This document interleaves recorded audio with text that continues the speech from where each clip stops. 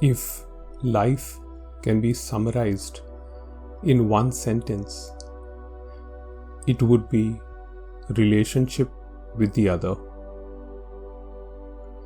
The emphasis is on the word other, which is not merely a physical entity like another human being, place, or animal, but includes subtle entities like thoughts, ideas, beliefs, feelings, sensations, and more.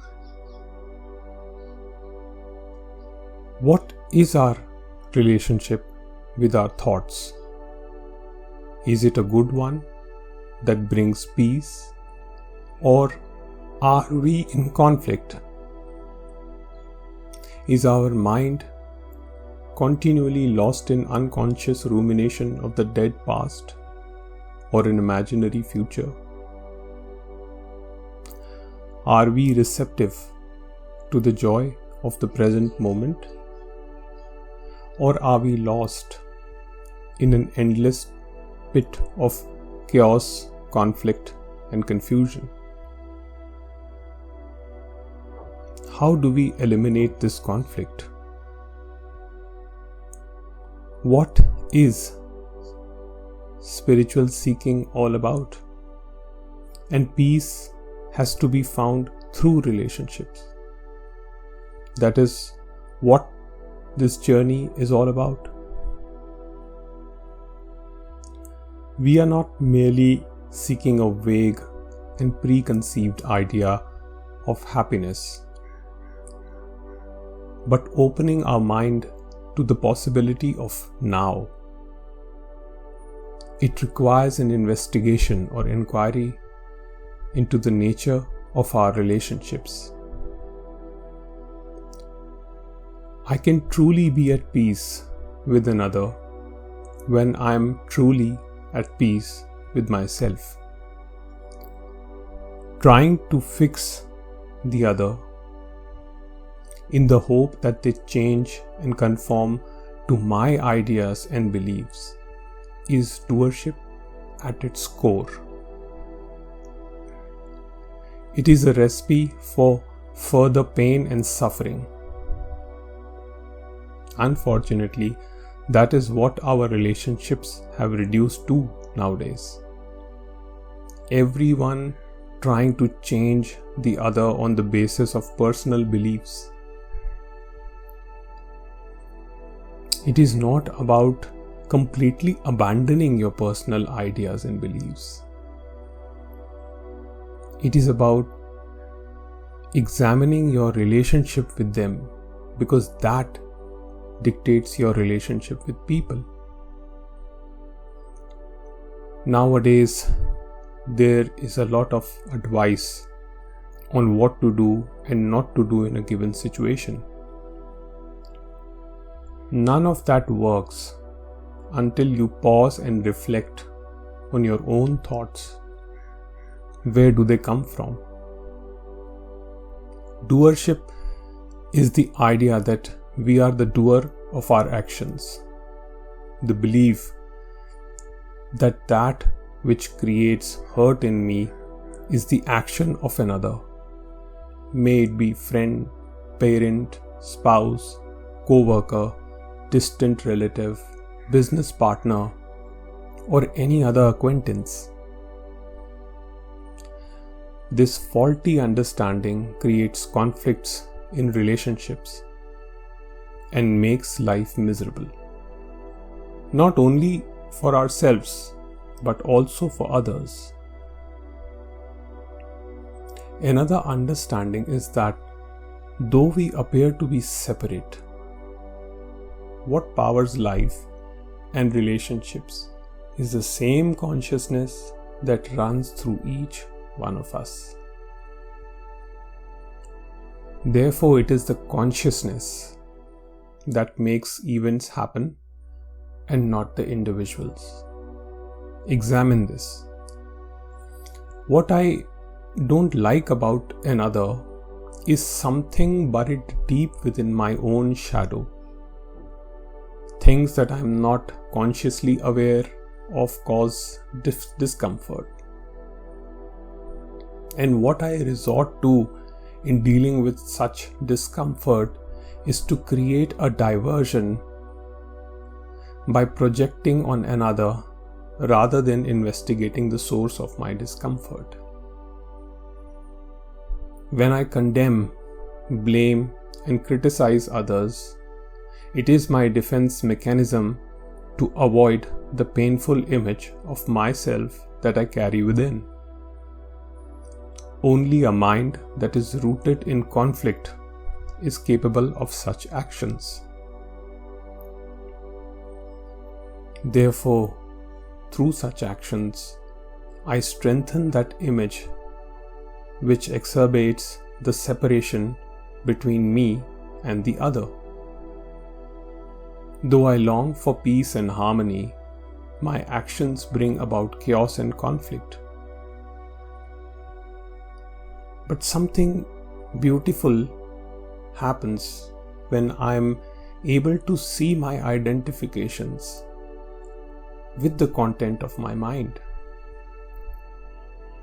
I discover that I am not the doer of my actions. I further discover that even the others are not the doer of their actions.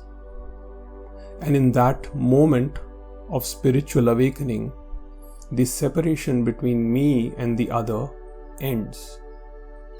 I become one with the other. If my relationship with the other is uncomfortable or abusive, I'm perfectly okay with getting out and moving on without binding myself to that person with feelings of anger, hate, or resentment. I choose to free myself and also free the other. I fully acknowledge that I suffered, but this moment or now is the only reality where I'm not in conflict with anything. In such a state of awareness, the mind becomes incapacitated to feel hate, blame, malice, jealousy, fear, or abandonment, or any other negative emotion in relation to the other. What resides in the unconsciousness comes out into the conscious surface of the mind and burns. I myself, in communion or yoga, realize that it is the same consciousness that animates this world of names and forms. Therefore, I consciously recognize thoughts that perpetuate suffering by creating separation. It is so amazing that this simple understanding brings about such a beautiful transformation in our relationship dynamics. We realize that the people who push our button and triggers are the ones who teach us the most. I'm not saying that you should deliberately get your buttons pushed, but recognize when it's happening. The inquiry or investigation into the nature of life happens only when the individual or me suffers. It leads to the loosening of identifications, which disperses the contracted energy called me. What remains is the boundless energy or the pure awareness that is our true nature.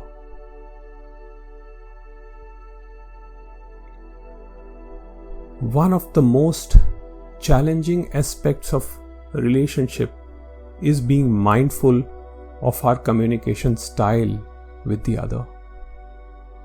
Sometimes our thoughts are not in sync with the words we utter.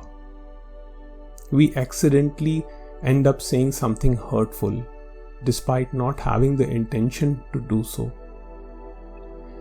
It's not just our words, but our whole body language that takes part in the communication. What to do when the other gets hurt? And my answer may come as a shock to you, but there's nothing you can do. If you feel that your actions have hurt someone, you can surely apologize as an act of compassion. But you can't do anything to make the other be okay with you or like you. In times like these, we should be compassionate to ourselves also, because the words that come out of you were not really yours. They came from years of conditioning that probably had irked something unpleasant at that moment. There is no point in feeling guilt or shame for what was done because it was not your action. This is not to evade responsibility. We certainly know that unkind words were said and the hurt was caused through the mind-body organism that is you. Therefore, apologizing at the moment is perfectly fine, but carrying a load of guilt for something that was not your action is useless. Yes, you may feel a bit of regret for some time, but no point calling yourself names and labels and carrying the load of guilt and shame. The ego likes to bring attention to itself, either through pride and arrogance or through guilt and shame. They are the two sides of the same coin. It does that by keeping alive the separation between me and the other. So how does this separation dissolve? It begins with self-acceptance. I am the way the Creator designed me. Of course, it is not a license to do what you like.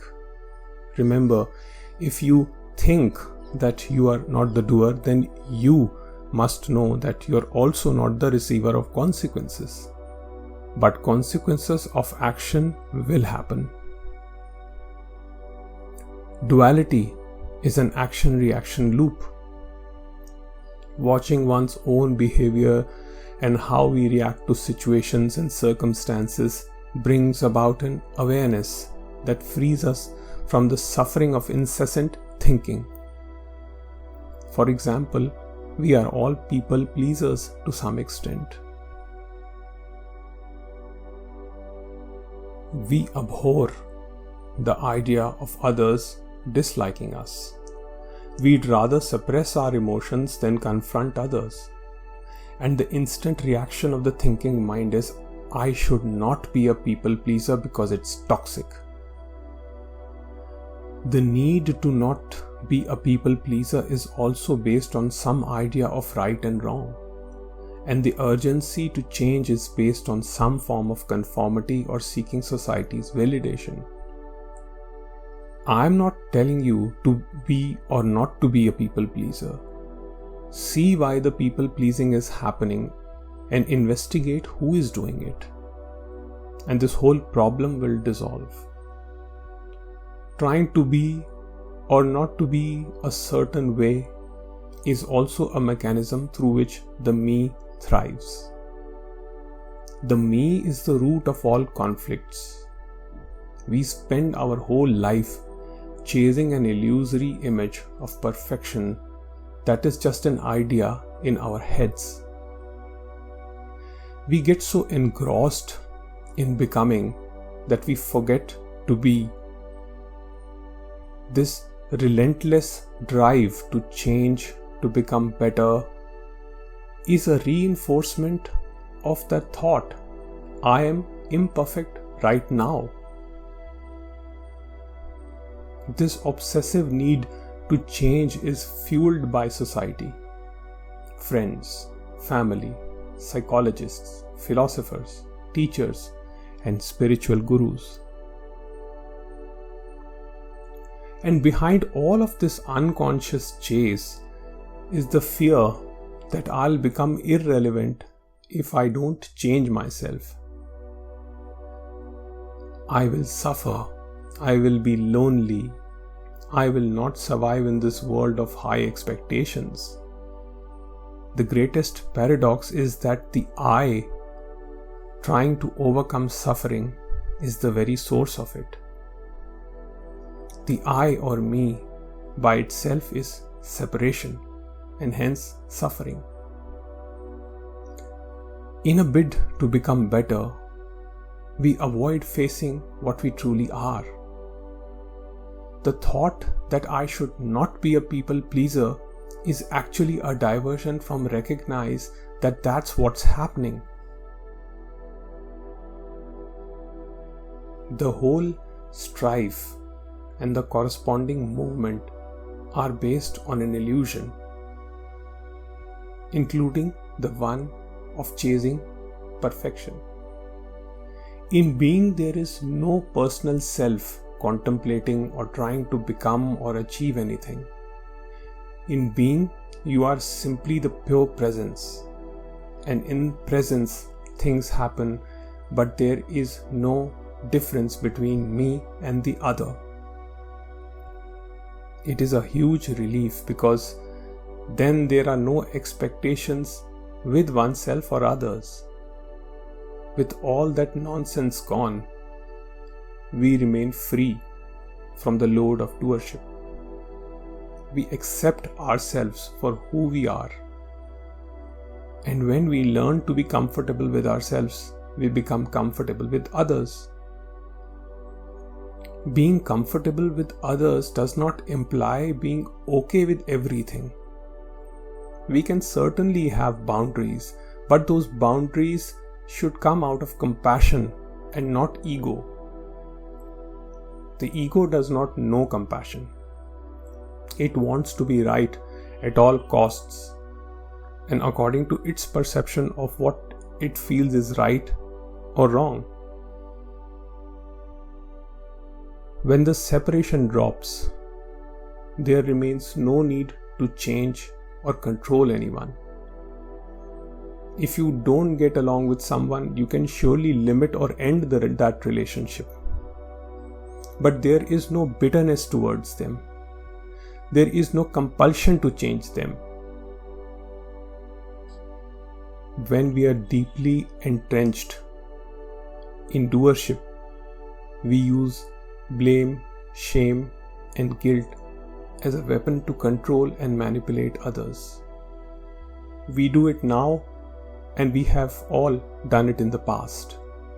And in that process, we keep moving farther away from the source of pure love, that is, here and now.